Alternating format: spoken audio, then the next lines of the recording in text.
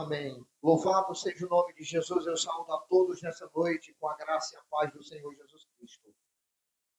Vamos abrir as nossas Bíblias, irmão, no texto proposto, no tema desse aniversário desta igreja. É muito bom estar aqui. É muito bom poder, mais uma vez, reunirmos com os irmãos, adorar a esse Deus maravilhoso. Abacuque, capítulo 3.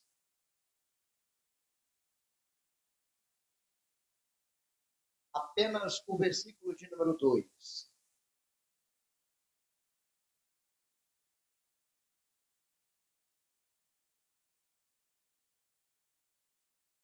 Diz assim a palavra do Senhor. Ouvi, Senhor, a tua palavra e temi. Aviva, ó Senhor, a tua obra no meio dos séculos. No meio dos anos, faze-a conhecida. Na tua ira, lembra-te da misericórdia. Amém. Podeis assentar, meus irmãos.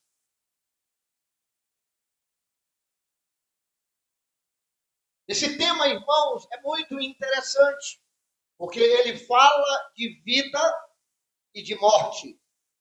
Interessante notar que avivamento ou morte, uma coisa ou outra, essas duas coisas não podem coabitar juntas, porque a morte traz destruição, separação. A vida traz alegria, satisfação, realizações. Esse tema é muito maravilhoso, porque estamos vivendo num período do nosso país em coisas que nós iremos ver que são semelhantes àquelas que antecederam avivamentos, tanto no Antigo Testamento, quanto no Novo, como no correr da história da humanidade. O texto que nós acabamos de ler retrata uma oração, um suspiro, um louvor de uma profunda angústia de um profeta solitário, que viveu aproximadamente no século VII antes de Cristo. E nesse período estava havendo em Judá uma decadência muito grande. O reino de Judá, aonde este profeta Abacuque residia, vivia, estava havendo muita coisa, irmãos, que trazia ao coração de Deus tristeza. E isso incomodou também o profeta Abacuque, pois este homem estava vivendo segundo a vontade de Deus. Ele sentia as mazelas do reino. Ele sentia os problemas que estavam acometendo a nação. Ele sentia os pecados de seu povo. E essa angústia, esse sentimento, levou-o a fazer o que ele fez. Uma coisa interessante, irmãos, é que o nome de Abacuque, pelo menos é o que se tem, a Bíblia não diz, mas o significado é aquele que abraça. A outra tradução que diz o amado.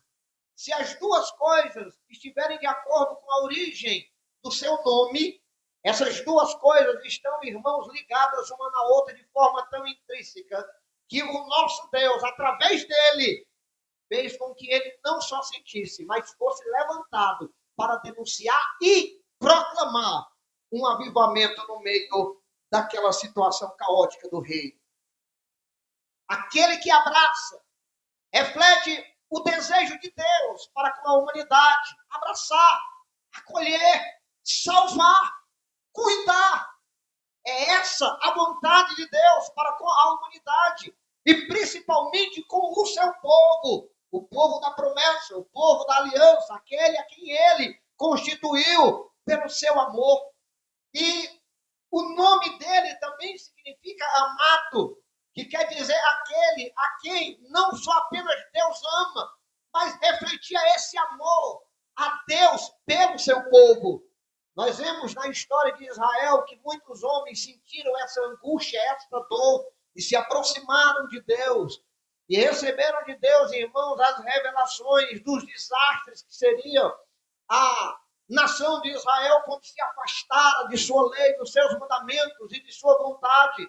Então Deus revelava ao coração desses homens algo tão profundo que é como se o coração deles unisse-se ao coração de Deus e os olhos deles vissem como Deus estava vendo. E então eles passavam a sentir uma grande angústia, uma grande tristeza, um grande abatimento pela situação em que o seu povo estava vivendo. Nós vemos, por exemplo, Moisés, quando clama a Deus pelo povo de Israel, para que Deus não os destrua, não os venha varrê-los do mapa da humanidade, riscando o nome do livro da existência na terra. Moisés faz um clamor a Deus, pedindo que ele não faça aquilo. O apóstolo Paulo, tendo um amor tão grande pela igreja, pelo povo de Deus, a igreja no Novo Testamento, ele diz também a mesma coisa, melhor para ele.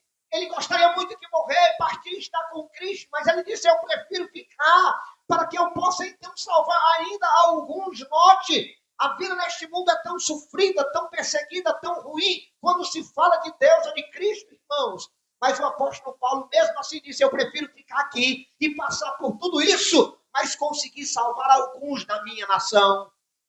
Isso reflete o amor pelo povo, o amor pela igreja. Meu irmão, quando você aceitou Jesus Cristo, você saiu agora apenas de alguém que tinha uma família de sangue. Você tem agora uma família do sangue de Cristo. Você tem uma família agora que vai além do registro, além do seu DNA consanguíneo com aqueles da qual você agora está unido como irmão. Nós temos que, irmãos, orar pela igreja, sentir o peso da sua necessidade. Temos que orar pela situação da igreja. Quando eu falo igreja, eu não falo apenas da congregação em que nós residimos. Quando eu falo igreja, eu falo da nossa igreja na cidade de Fortaleza. Falo da igreja em outras cidades, algumas missões que estão abertas. Toda ela é a igreja. Nós precisamos canalizar as nossas orações a Deus numa comunhão tão íntima com o seu povo, de maneira que a igreja, irmãos, não é algo além de nós, porque nós somos membros da igreja. Um crente, um indivíduo não é a igreja, mas é membro, é parte dela. Daí a palavra de Deus nos dizer que quando um padece, todos padecem. Não é que eu vou me esforçar para padecer, porque meu irmão padeceu, não. É automático. Na hora que o meu irmão padece, eu também sinto. Eu padeço também. Na hora que o meu irmão se alegra, eu me alegro também. Não é nada forçado, não é nada ensaiado. É algo natural. É como em alguma parte do seu corpo, se sofrer um acidente ou um corte causador, ele não vai prejudicar só aquele membro, ele vai prejudicar todo o corpo. Portanto, a igreja é o corpo de Cristo. Você é este membro e você tem que abraçar, você tem que amar, você tem que colocar este povo diante de Deus, às vezes muito mais do que a si próprio. Muitas vezes, irmãos, nós oramos muito egoisticamente por nós, mas esquecemos de orar pela igreja, de orar pelos nossos irmãos, de orar pelos pastores, de orar por um avivamento geral. Portanto, temos que, como Abacuque, também orar, levantar a Deus clamores desta forma. Abacuque, como disse, era o profeta dos menores solitário no reino de Judá. Nesse período em que vivia, era um período de grande desvio da lei, dos mandamentos de Deus, e o povo de Israel, no reino de Judá, estava desviado. Era o povo da promessa, haviam sido chamados por Deus, mas estavam afastados. A comunhão entre eles e Deus não existia mais. Estavam vivendo como as demais nações, apenas identificado pelo nome, mas a comunhão, a vida não existia mais neles. E Abacuque, irmãos, sozinho, travou esta luta com Deus. No capítulo de número 1, nós vemos uma coisa interessante na oração do profeta, quando ele começa a ter as revelações de Deus como profeta sobre a situação do reino. Vejam o que ele diz, por exemplo, aí nos versículos de número 1 a 4. Sentença revelada ao profeta Abacuque. Até quando, Senhor, clamarei eu, e tu não me escutarás? Gritar-te-ei violência, e não salvarás? Porque me mostra a iniquidade, e me fazes ver a opressão? Pois a destruição e a violência estão diante de mim, há contendas e litígios se suscita. Por esta causa, a lei se afrouxou e a justiça nunca se manifesta, porque o perverso cerca o justo e a justiça é torcida. Veja a oração que o profeta eleva a Deus pela situação que acontece no reino de Judá. Meus irmãos, o homem sentiu tão fortemente a situação do povo que ele inquiriu a Deus, que ele enfrentou a Deus, dizendo: por que me mostra a iniquidade e me fazes ver essa opressão? Por quê? É como se Abacuque orando dissesse: Senhor, será que só eu estou vendo? Será que só eu estou sentindo? O que é que está acontecendo com este povo? Meus amados irmãos, o verdadeiro avivamento, quando ele começa, ele não começa logo no todo, não descendo em todas de uma vez só. Quem está esperando um avivamento assim está enganado. O avivamento começa exatamente por você. Você pode dizer: eu estou esperando que o pastor Glauco comece o avivamento. Você está enganado. Talvez Deus queira começar através de você. Você muitas vezes culpa a igreja que não está orando, que não está buscando, que não está vivendo como convém. Mas talvez você que está precisando apertar o gatilho para que a glória de Deus se manifeste no meio do seu povo. Portanto, não pense que a responsabilidade é alheia, a responsabilidade é sua, a responsabilidade é minha, a responsabilidade é nossa. Por isso, meus amados irmãos, precisamos buscar verdadeiramente a graça de Deus individualmente, independentemente. Eu costumo dizer, irmãos, que um bom evangelismo não é aquele que é programado pela igreja. A igreja programa o evangelismo, amém? E nós temos visto que em várias congregações, os dias de evangelismo, ou as programações para evangelismo, são as mais escassas de presença de irmãos. Mas eu quero dizer uma coisa para você. Alguém que já evangeliza em particular, espera só um momento que alguém diga: vamos evangelizar comigo. Já está pronto, com o espírito preparado. Quem não participa dos evangelismos programados, eu fico pensando: será que evangeliza no individual? Eu não estou falando aqui de forças ou condições que muitas vezes atrapalham, mas eu estou falando de uma decisão pessoal, de um fervor que move a falar do amor, a querer a salvação do pecador, a querer ver a sociedade melhor, a querer ver o mundo melhor. Será possível que nós vamos sempre pensar que isso vai acontecer por outras vias?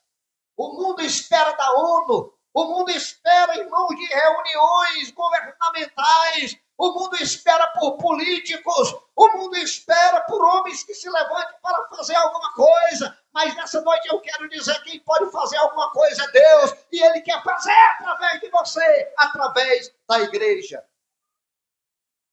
Dando uma contextualização aqui, Abacuque, irmãos, foi um homem que viveu nesse período de total decadência, como já disse, decadência moral e espiritual, violência e injustiça generalizada, corrupção nas autoridades políticas e ameaças externas. Eu pergunto para você: será que você está vivendo no paraíso, meu irmão? Será que o país em que você está vivendo, o bairro que você está vivendo, é tão maravilhoso que você pode deixar as portas abertas? Que você pode andar na rua com um celular na mão? Que você pode andar tranquilamente nos ônibus sem medo de assalto, arrastões? Será que você está vivendo em um país nós parece um paraíso? Será que estamos vivendo num lugar onde não há fome, onde não há desgraça, onde não há prostituição? Será que estamos vivendo neste mundo? É lógico que não. E nós vemos que Abacuque era um homem também que viveu num período assim, um período de grande corrupção, um período de grande desgraça, um período de pecados terríveis. Eu enumerei aqui pelo menos 5 pecados de Israel dentro do livro de Abacuque, citados ali por ele e por Deus em resposta a ele. O primeiro, a idolatria. Judá se tornou tão idólatra. E há um trecho que a Bíblia Sagrada diz, que ele diz assim, no capítulo 2, no versículo de número 19, ai daquele que diz a madeira acorda e a pedra muda desperta. Pode o ídolo ensinar? Pergunta o Senhor. Período de idolatria. Período onde as pessoas procuraram seu próprio Deus para adorar. Período de idolatria profunda, afastamento do verdadeiro Deus. E nós sabemos onde leva uma idolatria, irmãos. Seja ela uma divindade, seja ela uma pátria, seja ela uma pessoa. Todo tipo de idolatria cria uma barreira entre o homem e Deus, e este homem perde-se em questões morais e espirituais. Havia também a corrupção, e a corrupção e a opressão contra os justos, aqui não só relacionada à sociedade, mas a corrupção moral individual. Cada pessoa estava vivendo sua própria corrupção, vivendo aos seus próprios olhos, fazendo o que lhe estava na telha. Nós estamos vivendo hoje um evangelho onde as pessoas dizem, bem, na Bíblia diz isso, mas não precisa disso. Bem, na Bíblia tem uma doutrina, mas os homens exageram demais. As doutrinas passam a ser muito duras, muito difíceis de se obedecer. As pessoas hoje estão dizendo serem cristãs, mas não tem sequer uma evidência de Cristo em suas vidas. Não fala como Cristo falou, não vive como Cristo viveu, não pensam como Cristo pensou, não andam como Jesus andou. Que cristãos são esses? Irmãos, um cristão é um tipo de Cristo. O cristão é a revelação do Filho de Deus neste mundo. Um cristão, ele é cristão porque obedece a Cristo, porque segue a Cristo. Sem essas evidências de Cristo na vida de uma pessoa, ela pode ser qualquer coisa, menos cristão. O verdadeiro cristão exala Jesus, fala de Jesus, expressa Jesus. O bom cheiro de Cristo em sua vida enche de aroma em todo o ambiente que ele pisar, porque quando Jesus habita em nós, a sua luz, ela é muito forte, a sua luz, ela brilha com muito fulgor. Portanto, na época de Abacuque também, a injustiça nos tribunais e nos negócios eram terríveis. Havia injustiça na balança, havia injustiça nos tribunais, na aplicação das leis tortuosas, porque eles não estavam mais obedecendo a lei de Deus, que também ensinava como deveriam seguir uma lei para ter uma boa sociedade. Estavam vivendo completamente desviados das leis de Deus. A desonestidade também era muito grande. A ganância por dinheiro, querer faturar, querer dinheiro de qualquer jeito. E hoje o diabo tem dado mais do que um só jeito para as pessoas quererem enriquecer sem trabalhar. Enriquecer de uma hora para outra. Querer pescar dinheiro, e muito, usando apenas pouco em plataformas de jogos. Tem pessoas perdendo a vida, morrendo, porque estão tirando o dinheiro do alimento, do sustento, do pagamento de seus compromissos para poder apostarem nessas plataformas de jogos. E eu digo isso, irmão, sabe por quê? Porque não tem uma vez que eu não entre nesse aparelho que não me seja sugerido vários tipos de plataformas de jogos de aposta. Mas a nossa posição é de rejeição, porque nós sabemos que para nós A nossa vida depende de Jesus. Melhor dizendo, Ele é a nossa vida. A nossa porção mais importante é o Senhor. O salmista disse: a tua graça vale mais do que a vida. A vida com Jesus, a comunhão com Deus, não tem preço. Não há nada nesse mundo que faça o lugar de Jesus na nossa vida ser trocado por qualquer coisa que seja. As pessoas estão procurando lucrar de toda forma, lucrar facilmente. Para você ter uma ideia, ontem um irmão de nossa igreja foi caído em um golpe. E ele perdeu pelo menos 18 mil reais em sua conta, porque recebia todos os dias ligações constantes de pessoas dizendo ser de uma instituição bancária, dizendo ser de uma instituição financeira tal, e procurava-o para que ele pudesse resguardar e proteger o seu dinheiro no banco. E soltavam um monte de perguntas, e então o irmão ingenuamente caiu nesse golpe. As pessoas estão querendo lucrar, ganhar, a ganância tem sido muito grande também no nosso tempo. Irmãos, o que nós estamos falando agora, da vida de agora, de como estamos vivendo, não é diferente da época de Abacuque. Abacuque viveu também esses dilemas, esses problemas, mas Abacuque sabia a quem deveria recorrer, sabia a quem deveria procurar. No capítulo 2, irmãos, de Abacuque, do versículo 1 ao versículo 4, ele recebe uma resposta de Deus às suas orações, porque no capítulo 1, ele ora a Deus depois de receber a sentença de Judá.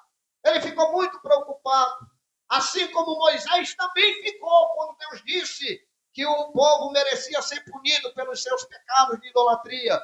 E aí, a partir do versículo 5 do capítulo 1, a Bíblia diz que Judá seria castigado pelos caldeus. Haveria um juízo desses estrangeiros sobre eles por causa dos seus pecados. E aí, a partir do versículo 12, Abacuque faz uma intercessão pelo povo. Mas a resposta vem no versículo 2. E olha o que o Senhor vai respondê-lo. Mas por que Deus o respondeu? A semelhança de Daniel, orou 21 dias para que o Senhor lhe trouxesse luz, resposta a uns assuntos.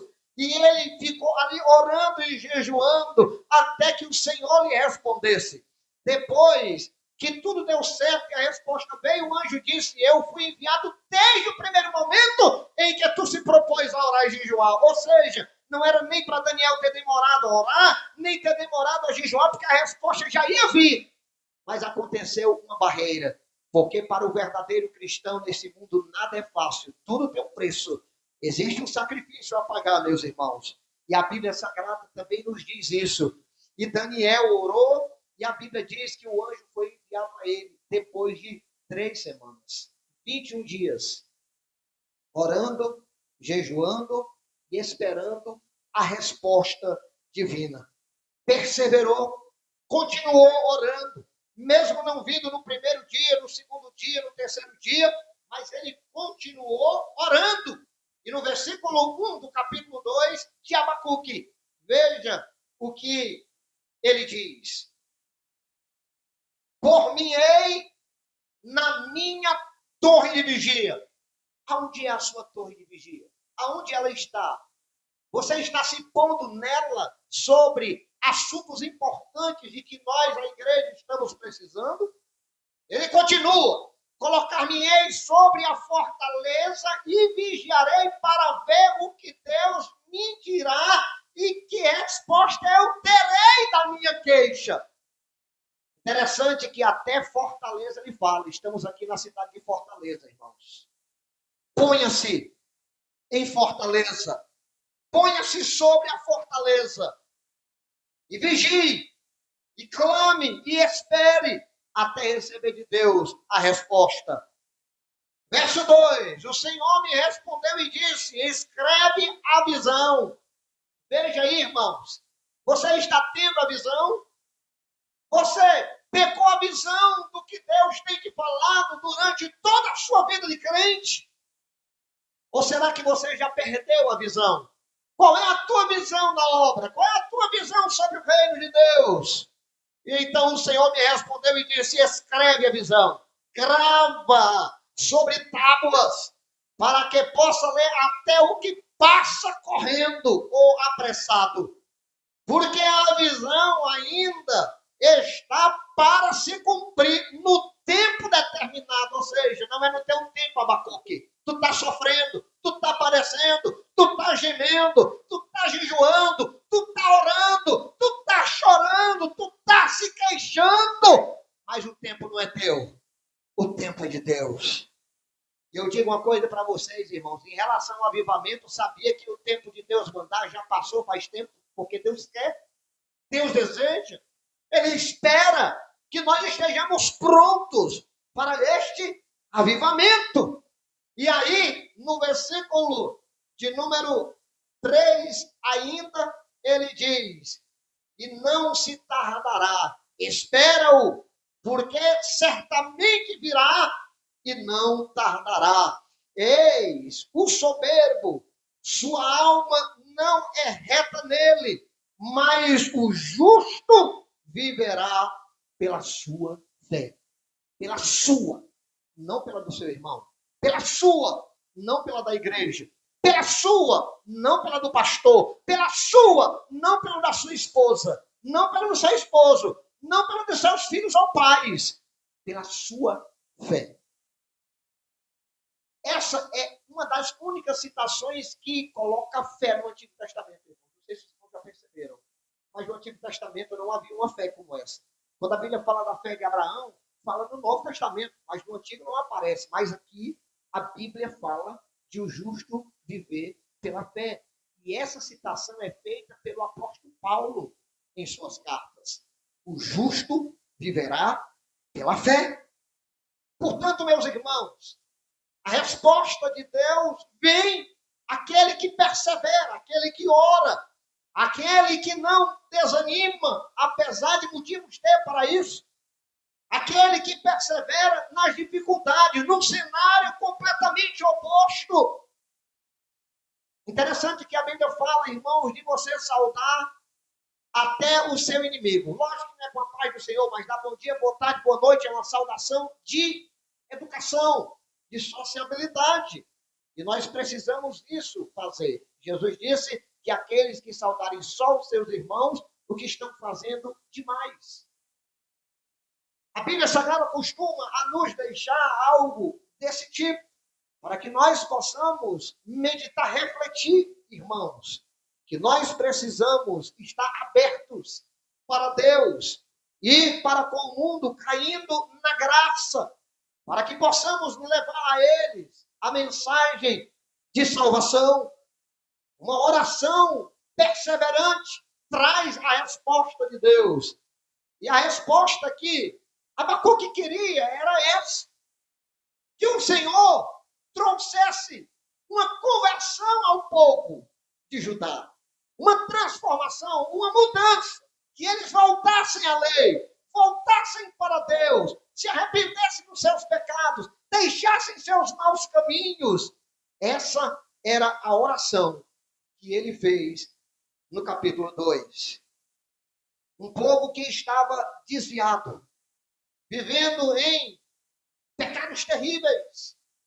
E aquilo impedia não só a bênção e a presença de Deus no meio do povo. Interessante, irmãos, notar que algumas pessoas pensam que a salvação de Deus para nós foi o que Jesus veio fazer. Católicos, os espíritas, acham que o que Jesus fez na cruz foi exatamente isso. Deu-nos um exemplo. E o que ele fez é um ponto de partida para que todos nós usemos como exemplo para fazer. Agora, pensem, se o que Jesus fez na cruz não tivesse alguma força exercida em nossa vontade, como nós, apenas olhando para o que ele fez na cruz, pudéssemos então ter força para vencer o mal, o pecado, ter uma vida transformada, uma vida mudada. Como? Mas eu quero dizer para vocês uma coisa, que Jesus não veio dar a salvação. Ele veio como a própria salvação. A salvação não é o que ele dá, é ele. Quem tem o Filho de Deus tem a salvação. Quem não tem, não tem a salvação. É isso que a Bíblia quer dizer. A salvação está em Jesus. Quem tem Jesus tem a salvação. Quem não tem, não pode tê-la. Porque a salvação é algo além de Jesus, fora de Jesus. Não é um pacote, um presente que ele veio deixar, virou as costas e saiu. Não! A salvação é ele em nós. Cristo em vós, a esperança da glória. A salvação não é um ato isolado de Jesus.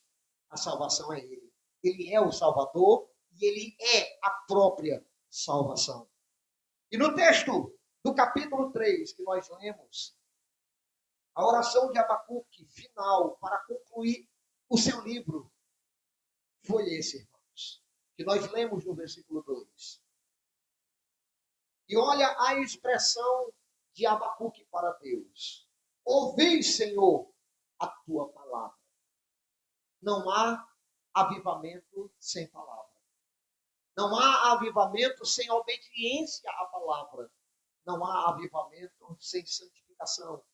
Não há avivamento sem a livre manifestação de Jesus no nosso meio. A presença de Jesus em nosso meio, irmãos, é quem fará possível salvação, é o que fará possível milagres, é o que fará possível coisas milagrosas e extraordinárias e também coisas sobrenaturais. É a presença dele. Não é ele sentado lá em cima no céu e jogando de vez em quando alguma coisa aqui. Não! É ele tendo a supremacia. É ele assentado no trono da igreja. É ele no coração da igreja. É ele como sendo o Senhor absoluto da igreja. Sem essa percepção, não existe nenhuma possibilidade de haver avivamento. Avivamento é a vida de Jesus na nossa vida. Ouvir a tua palavra e olha a posição dele, eu temi. Quando ouvimos a voz de Deus, irmãos, será que há em nós um temor e um tremor? Ou será que já estamos tão acostumados a ouvir e quando lemos nada mais sentimos? Nós precisamos, irmãos, sentir as palavras de Deus como sendo vivas e poderosas. A Bíblia Sagrada diz que a palavra de Deus é viva e poderosa, como uma espada de 2 fios, que penetra até a divisão da alma e do espírito. A palavra precisa ser algo na nossa vida que venha impactar. Tem gente que diz, pregador, no dia que eu aceitei Jesus há 20 anos atrás, foi maravilhoso demais. Quando eu ouvi a palavra, eu me tremi. As minhas emoções ficaram fora de controle. Meu coração parecia que ia sair pela boca. Minha mente parece que estava vislumbrando o céu. Eu estava me vendo ressuscitando dos mortos, saindo do meio da escuridão e dos demônios, e agora passando a habitar no meio dos anjos. Meu irmão, você teve tudo isso lá, e cadê? Por que que não continua? Parou? Eu digo para você, o Jesus é o mesmo, os anjos ainda existem, os demônios estão aí, este mundo está em escuridão. Nós precisamos ouvir a palavra de Deus e sentir um fogo aquecer o nosso coração. Eu estava ali no meu canto, louvando e adorando a Deus, e não senti algo tão maravilhoso que eu estava dizendo, se eu pudesse, eu trocaria de lugar para alguém pregar, porque eu queria ficar aqui adorando e sentindo a presença do Senhor, louvando, dando glória ao seu nome. Mas Deus me deu essa oportunidade, eu estou aqui para dizer que a sua vida pode não só ser avivada, mas através de você, você pode trazer um avivamento para a igreja, para o bairro da igreja, para a cidade da igreja e para o país onde a igreja está.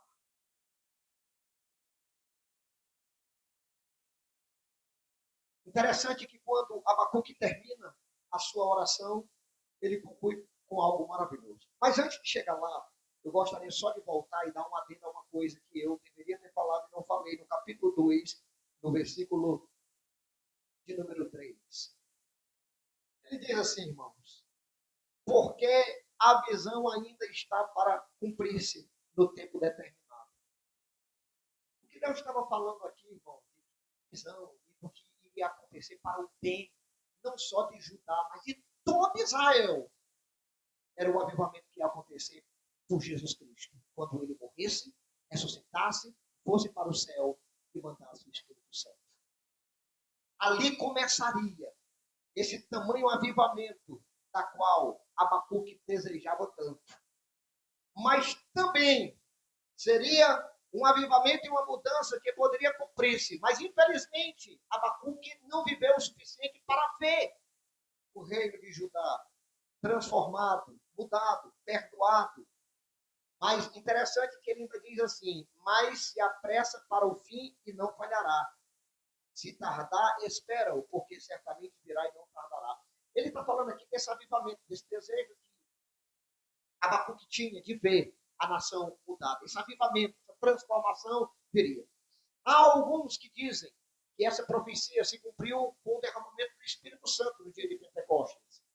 Deus ali começou indiretamente a restaurar Israel, porque muitos judeus foram transformados, muitos judeus foram salvos, muitos judeus tiveram suas casas inteiras transformadas pelo poder de Deus. Outros dizem que esse avivamento seria o que viria no milênio, em que o povo de Israel seria completamente resgatado, restaurado, e Jesus iria reinar sobre eles, tendo um reino de justiça, e aí ali não haveria mais a ganância, não predominaria mais a corrupção, não predominaria mais a injustiça, nem a opressão aos justos.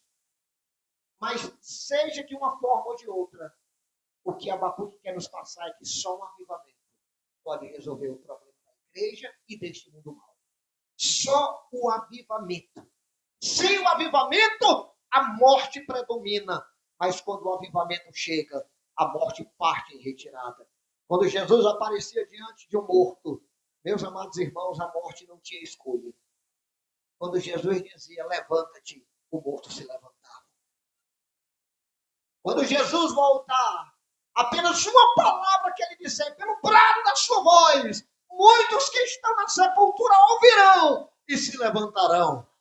A morte não pode mais contra Jesus. A morte não pode mais contra você, meu irmão. Entenda isso. Mas, irmão, tem crente que morre e vai para o céu. É verdade. Mas nós estamos falando apenas do efeito da morte no corpo. A morte do corpo é um efeito temporário, passageiro, é um trampolim. Aquele que morreu em Cristo Jesus, irmãos, eu digo uma coisa, ainda nem sentiu direito à morte. Daqui a pouco ele vai despertar. Para ele, lá no túmulo, aonde o seu corpo já foi deteriorado, mas o seu espírito e alma no descanso, parece que ainda não passou muito tempo, está aguardando mesmo os que morreram há mais de 2000 anos atrás. Quando Jesus voltar e o ressuscitar dos mortos, a sua vida virá resplandecente, porque a morte foi tragada pela vitória do poder de Jesus na cruz do Calvário.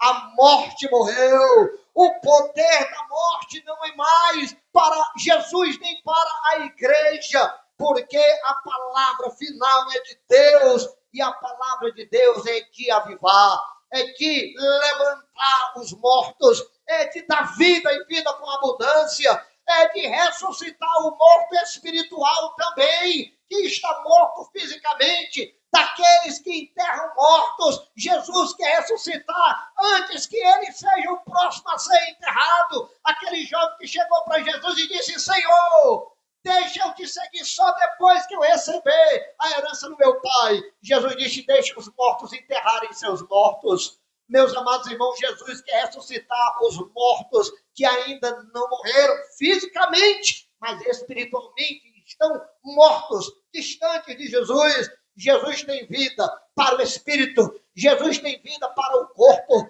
Aqueles que estão desanimados, em depressão, encurralados, com problemas difíceis, eu digo agora que Jesus Cristo tem uma vida para você, tem uma vida maravilhosa, tem salvação, tem ressurreição da tua morte espiritual, dos teus desânimos, da tua alma. Ele quer ressuscitar a tua alma. Aquele que aceitou Jesus já teve o Espírito ressuscitado, já tem vida com Deus. A qualquer hora que partir, vai para a glória. Aquele que já tem Jesus todos os dias está colocando a sua alma debaixo da obediência à vontade de Deus, colocando-a diante de Deus, como o salmista que dizia, porque te abates, ó minha alma, dentro de mim. Olha para Deus, confia em Deus, Ele é o teu Senhor. A alma também é salva todos os dias, irmãos, pela comunhão e a apresentação que dela fazemos ao Senhor. Mas há a salvação do corpo, a ressurreição do corpo, a transformação do corpo. Deus, Ele quer dar vida, como disse Jesus, e vida com abundância. Vida e vida com abundância. Isso é um avivamento. Isso é o contrário da morte. E olha a oração final de Abacuque. Versículo 16. Aliás, a partir do 17.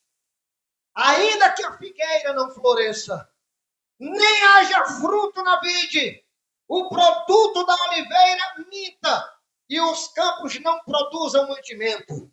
As ovelhas sejam arrebatadas do aprisco, e nos currais não haja gado. Todavia, eu me alegro no Senhor. Tem tradução que diz, eu me alegrarei. Como dizendo no futuro, eu gosto dessa aqui. Sabe por quê?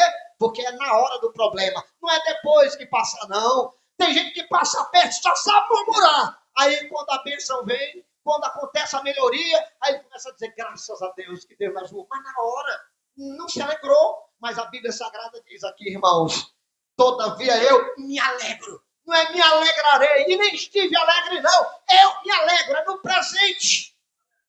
É na corrência do problema. É no meio das dificuldades que eu me alegro no Senhor e exulto no Deus da minha salvação. O Senhor Deus é a minha fortaleza, faz os meus pés como os da corça e me faz andar altaneiramente. Ao mestre de canto para instrumentos de cordas, que louvor maravilhoso, que oração profunda, que oração necessária, que expressão, irmãos, de uma vida com Deus deste homem. Mas você, como você está? Como está o seu ânimo diante das dificuldades? Como está a sua alegria neste Deus vivo diante dos problemas? Você está confiando? Está crendo? Está orando? Faça como fez Abacuque. O irmão aqui falou de alguns avivamentos do passado, suas características. Mas as características oriundas em todos os avivamentos, irmãos, é esse. É a conversão de almas às pampas, sem limites, toda hora. Essa é uma das evidências de um avivamento. E quem não quer isso? Será que você não deseja essa congregação cheia? Será que você não quer ver almas se convertendo às tantas todos os domingos aqui? Esse lugar está cheio de pessoas.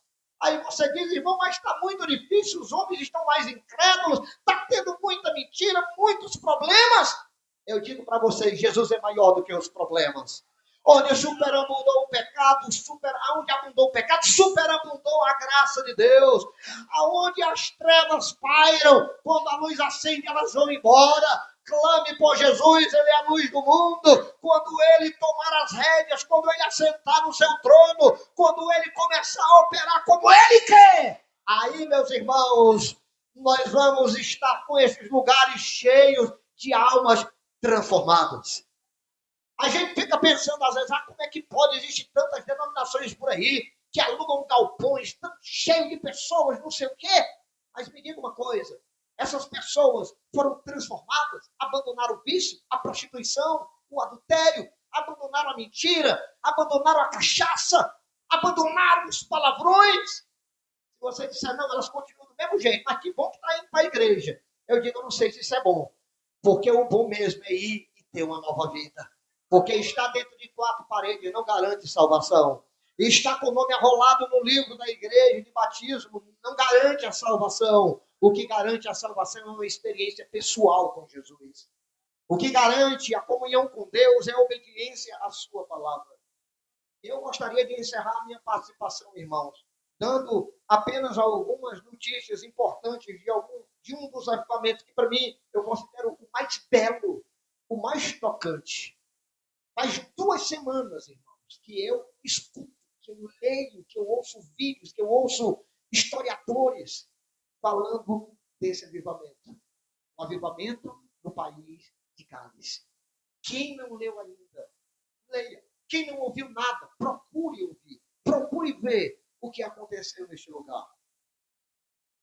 Um jovem, muito jovem, chamado Evan Roberts, que nasceu lá no país de Gales, de uma família metodista, calvinista, foi preparado por estes pais, desde pequeno, já era responsável. Em sua casa todos tinham Bíblia, e a dele era mais desgastada. Sabe por quê? Porque ele andava com ela constantemente. Para onde ele ia, ele a levava. E ele estava sempre lendo. Quando não lendo sozinho, lendo para os amigos e para os outros, para desconhecidos. Ele não parava de falar a palavra de Deus, e isso dos 9 até os 13 anos de idade. Quando o seu pai, que trabalhava numa mina de carvão, sofreu um acidente, houve uma explosão, e o seu pai ficou incapacitado, porque teve um problema no seu corpo que o impedia de trabalhar.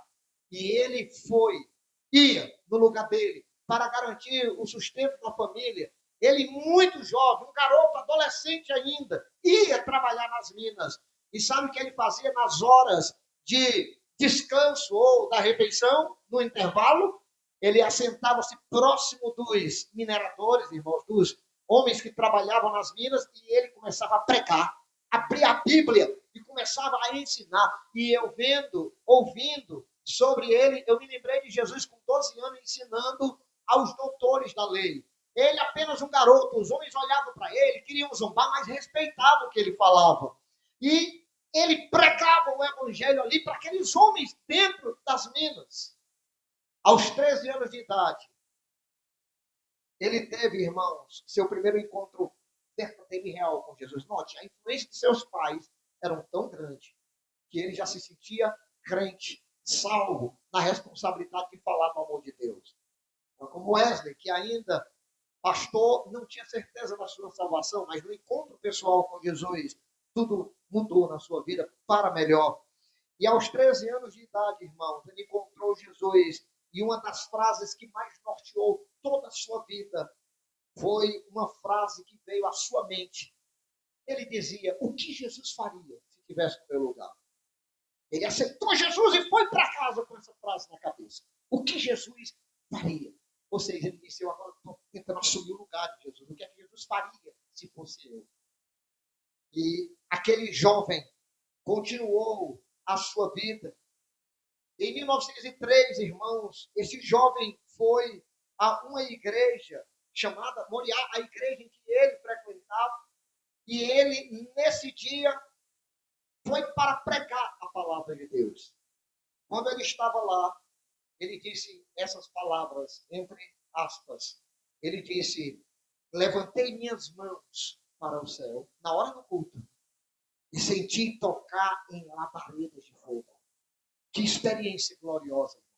Eu não sei se alguns de vocês nessa noite terão uma experiência semelhante ou parecida, ou que pelo menos deva ter de alguma forma algo assim. Mas ele disse: toquei quando levantei minhas mãos em labaredas de fogo. O meu peito está ardendo em chamas, esperando por um sinal. Irmãos, eu desde quando aceitei Jesus, quando eu ia para o culto, todo culto que eu dizia: eu vou ter que ir bem, porque eu vou estar diante do rei.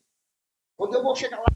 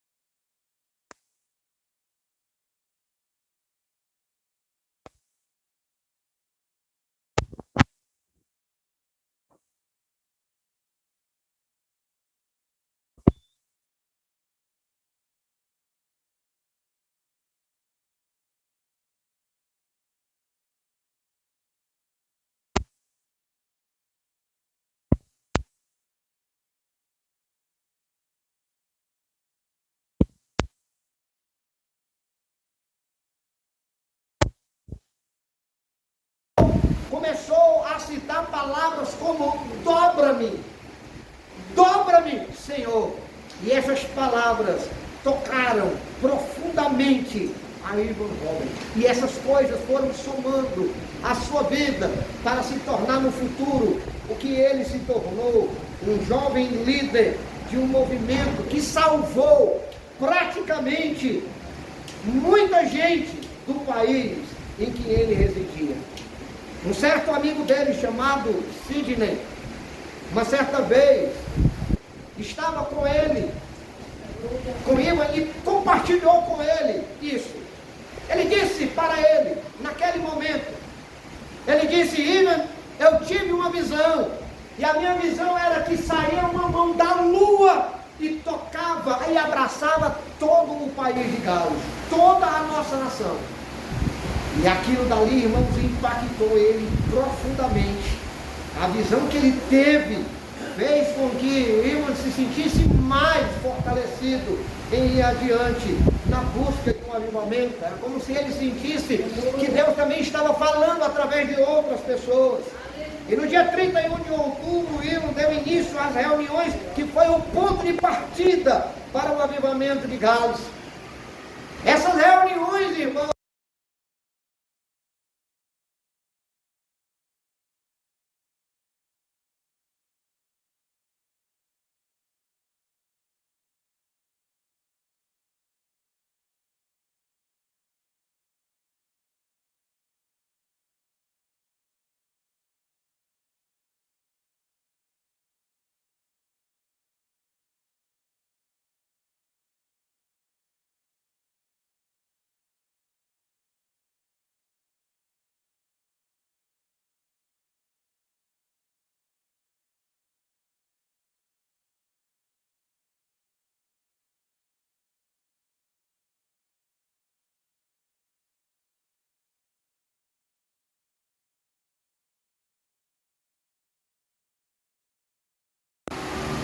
Ivan Robert, ele, quando dirigia os cultos, ele pregava, ele não ficava como eu estou atrás do púlpito. Ele geralmente andava no meio dos irmãos e se aproximava de cada um e começava a exortar, a animar, começava a incentivá-los a buscar mais a Deus, a buscar mais ao Senhor. E ele andava no meio da igreja e sua pregação era contundente e muitas vezes palavras diretas. As pessoas, irmãos, naquele lugar estavam tão tocadas e cheias da glória de Deus que quando elas saíam dos cultos, no decorrer do dia, algumas eram vistas no meio da rua, caíam de joelhos e começavam a orar, falar em línguas e glorificar o nome do Senhor no meio da rua. Era uma presença de Deus tão poderosa, tão grande, que as pessoas não se contentavam, não se preocupavam com o que os vizinhos iriam falar, não se preocupavam com quem passava na rua ia falar, eles se prostravam e adoravam a Deus em todos os lugares. Como resultado do avivamento, irmãos, as livrarias secaram o estoque de livros e bíblias. Como resultado daquele avivamento, as indústrias de mineração de carvão começaram a ter uma mudança no hábito e horários de trabalho. Com mudança dessas coisas que aconteciam, os mineradores iam se convertendo às dezenas todos os dias pela presença do Senhor, que naquele lugar era tão forte. Deus não se manifestava só nos templos, irmãos. Alguns crentes hoje em dia estão tão viciados a irem ao templo, orar no templo, glorificar no templo, falar língua no templo, que muitas vezes não exercem isso em casa nem em lugar nenhum, como se a presença de Deus estivesse limitada entre quatro paredes. Eu quero dizer para você que Jesus está com você, não importa onde. Se você for para dentro de uma prisão, Jesus vai estar lá com você. Se você fizer sua casa nas nuvens, Jesus está lá. Se você for soterrado no local da terra, Jesus está lá com você também. Então adore a Deus, seja um crente que sinta a presença de Deus. Não se preocupe com o que os outros vão falar, não se preocupe com o que os outros vão dizer. Meus irmãos, as conversões eram tão profundas. Os mineradores, quando se convertiam antes, eram homens violentos com as esposas, beberrões, eram homens truculentos que falavam palavrões. Agora convertidos nos intervalos, faziam reuniões de oração e o fogo de Deus caía. Outros entravam no meio do fogo e se queimavam, e eram transformados, e eram incendiados, e eram batizados no Espírito Santo. Irmãos, coisa gloriosa. Por conta disso, até os cavalos daqueles homens passaram a ter uma mudança de hábito. Como assim? O que é que eles faziam? Antes, quando os donos batiam, diziam palavrões, gritavam e eram grosseiros, eles obedeciam igualmente como eles falavam. Mas agora os homens se converteram, não batia mais neles, não dizia mais palavrões com eles, não arremetava contra eles para eles fazerem alguma coisa. E quando eles simplesmente davam a ordem, os cavalos não obedeciam mais. Tamanha foi a mudança, irmãos, que refletiu até no comportamento daqueles animais que estavam acostumados com a truculência. Coisas gloriosas como um estádio, em que naquele período havia jogos marcados, como no Castelão hoje. Eu passei, quase que eu não consigo passar, de tantos carros, por conta de um jogo que teve. Do mesmo jeito lá no país de Gales, note, o avivamento, irmãos, desfaz até agendas de esportes. O avivamento desfaz até agendas políticas para a corrupção. O avivamento desfaz, irmãos, até o corriqueiro de delegacias e tribunais. Lá, as delegacias não tinham mais presos. E sabe o que eles começaram a fazer? Pegaram as roupas dos presos e davam às pessoas carentes e necessitadas dos bairros pobres. Os juízes não usavam mais aquelas luvas brancas para julgar, porque não tinham mais casos. Os bares se fechavam porque não havia mais clientes para beber. Imagine isso aqui em Fortaleza, irmãos. Eu não posso imaginar isso apenas lá no país de Gales. Eu penso no de lá, quando eu leio, eu imagino, é isso que eu quero para cá. É isso que eu quero para Fortaleza, é isso que eu quero para o Brasil. Temos que sentir esse desejo, esta vontade. Há um relato, irmãos, de que uns estrangeiros chegaram lá, 2 homens, e entraram no bar para pedir uma bebida. O bar vazio. E eles olharam e disseram assim: me diga uma coisa, cadê o povo desse bar? O dono do bar disse: não, está para fechar as portas. Era um dos únicos que estavam já abertos, já tinham fechado muitos. E ele disse: eu estou fechando porque não tem cliente. Ele disse: pois bota tua bebida aí. Na hora que ele foi botar, irmãos, o dono do bar, em silêncio, colocou as bebidas no balcão.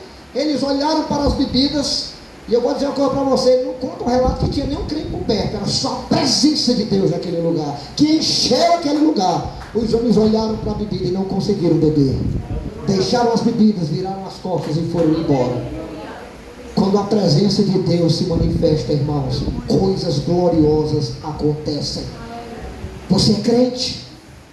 Você é crente num Deus sobrenatural? Você é crente num Deus que está acima de tudo e de todos? Você é crente num Deus que é possível transformar água em vinho, que tem poder de expulsar demônios, que tem poder de transformar uma prostituta numa mulher pura? Então eu quero dizer uma coisa para você: se você não deseja ver esses milagres, nem esses sobrenaturais, então reveja a sua fé. Reveja a sua fé. Procure a comunhão com Jesus. Procure ter um encontro real com um Deus real e vivo. Procure estar na presença do Senhor, para que você possa então começar a sentir essas mesmas coisas nas ruas. Relata o próprio jornal: não existem mais prostitutas nas esquinas para venderem seus corpos. Quando as procuravam, eles iam entrevistá-las na igreja, porque elas, quando não estavam na igreja, estavam na casa de algum outros irmãos orando. Irmãos, imagine, nosso Brasil está querendo estabelecer, não sei se já tem lei que estabeleceu a prostituição como profissão, mas eu digo uma coisa para vocês: como esse tipo, se for uma profissão, não entra no céu, então nós temos que orar, irmãos, para Jesus dar outra fonte de renda a essas pessoas, para que elas possam ter uma vida com Jesus. Evan Roberts tinha 4 pilares, irmãos, nas suas pregações, pelo qual o avivamento começou. O primeiro deles era a confissão de pecado, todo pecado, independentemente. E ele ainda dizia: ore para que Jesus lhe revele um pecado que você cometeu, que você não lembra. Veja o radicalismo, veja a vontade de ser santo diante de Deus. O segundo era: deixe tudo aquilo aquilo que não agrada a Deus, mesmo que não seja pecado. Mas abandone. Se você vê que atrapalha a sua comunhão com Deus, abandone, deixe, largue isso. O terceiro era: obedeça ao Espírito Santo incondicionalmente. Irmão, nós estamos vivendo numa época em que as pessoas, elas estão orando a Deus para fazer algo, e no outro dia elas oram de novo para fazer esse mesmo algo, e depois oram de novo, e vivem orando para fazer algo, quando elas deveriam orar a Deus, não era para dizer: Senhor, eu quero fazer, é: Senhor, me dá autoridade e direção para fazer, só isso. E o Espírito Santo vai dar. Agora, sabe por que as pessoas às vezes ficam só orando e pedem: Senhor, eu quero fazer isso, Senhor, me envia, Senhor, me dirige, Senhor, me revela, Senhor, fala comigo? Sabe por que fica sempre falando isso? É porque não querem se dar ao trabalho de dizer: Senhor, fala que eu quero fazer. Não querem fazer, só querem ouvir. Não querem ter compromisso em realizar, só querem estar ouvindo, agradam-se em ouvir. Mas o Espírito Santo, irmãos, ele muitas vezes não está querendo que você ore para que ele lhe dirija. Ele já lhe dirigiu. Ele já disse para você o que você tem que fazer. Ele já disse para você como é que tem que ser feito. Ele já lhe mostrou o caminho. Ele já lhe direcionou, já lhe guiou. Agora falta só você ir. Falta só você abraçar. Falta só você fazer o que ele disse. E por fim, confessar o nome de Jesus publicamente. Confessar o nome de Jesus publicamente, irmãos, não é só no dia que você aceitou Jesus e disse: eu quero Jesus como meu Salvador, foi à frente e aceitou. Não. Confessar o nome de Jesus publicamente é falar de Cristo em todo lugar. A fé não é doméstica. A fé não é um artefato para guardar no baú. A fé não é para ficar guardado no seu coração, dentro da sua casa. A fé, irmãos, é para ser exposta. A fé é para expor o nome de Jesus. A fé é para publicar o nome do Senhor Jesus. Por isso esses 4 pilares de Ivan Roberts foi o que ele usou. E fazendo isso, e os outros que o seguiam fazendo também, fez dele, irmãos, o pivô de um dos maiores avivamentos. Quando ele se converteu aos 13 anos, sabe o que foi que ele pediu para Deus? Dai-me 100.000 almas. Ele orou dos 13 anos até os 26. 13 anos de oração, pedindo 100.000 almas. Uma vez ele chegou para mim e disse: você ia pedir muito a Deus 100.000 almas? Foi quando um amigo disse para ele que Deus teve uma visão de uma mão saindo da lua e tocando todo o país. Ele disse: é isso que Deus vai fazer.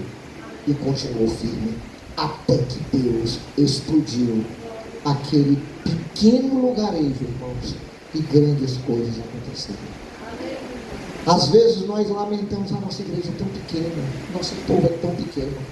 Mas eu digo para vocês, uma bomba de explosão devastadora não é muito grande. Ela é pequena, tem mísseis bem pequenos, mas quando explode, detona um bairro inteiro. Eu quero dizer para você que só um crente, quando Jesus acendeu o pavio e ele deixar a glória de Deus encher o seu coração, um só crente é capaz de fazer muitas coisas. Sabe por quê? Porque a Bíblia Sagrada diz que a oração de um justo pode muito nos seus efeitos. Você é justo? Então ore. Você é justo? Então Deus quer fazer grandes coisas através de você. A oração que deve perdurar por todo o tempo da igreja na terra deve ser a mesma de Ivan Roberts: dobra, Senhor. Esta palavra traduzida para nós, o dobra-me, é quebranta-me, é me submete a ti, Senhor. E é isso que nós temos que fazer nessa noite, irmão. Orar ao Senhor para que nos quebrante, para que nos dobre diante da sua presença. Vamos ficar de pé nessa noite.